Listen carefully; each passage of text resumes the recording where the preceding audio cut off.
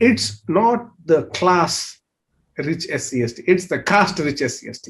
That's a very fundamental difference we have to understand. People are not worried about them being rich and all. These are what? First generation, second generation rich people. What do you mean by rich? What do you compare it with?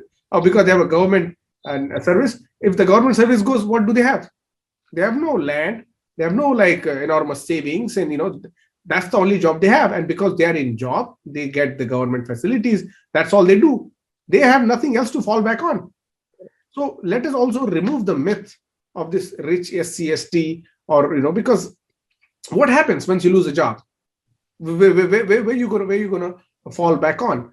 So there is a clear view of examining this topic, and I think especially students who go to colleges and schools and universities should be able to do this more creatively than just shifting the blame on something of their own incapacities.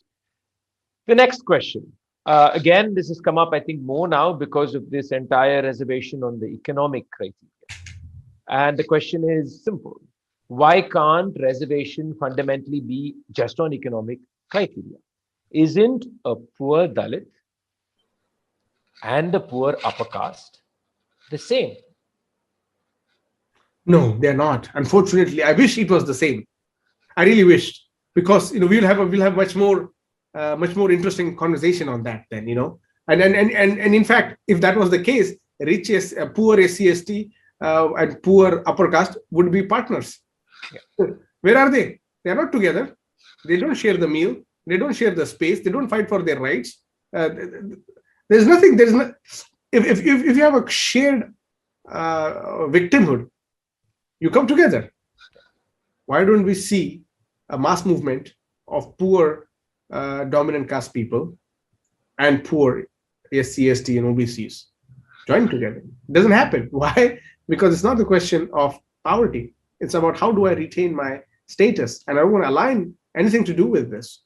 People, in fact, in Maharashtra, where I come from, they even add a hyphenated surname extra to show I might be poor, but I belong to this caste. Like they add extra layer of name. It's almost like this English, aristocracy. They have two surnames, there's hyphen, because they want to show that they are the supreme. And our feudal guys have figured it out very well.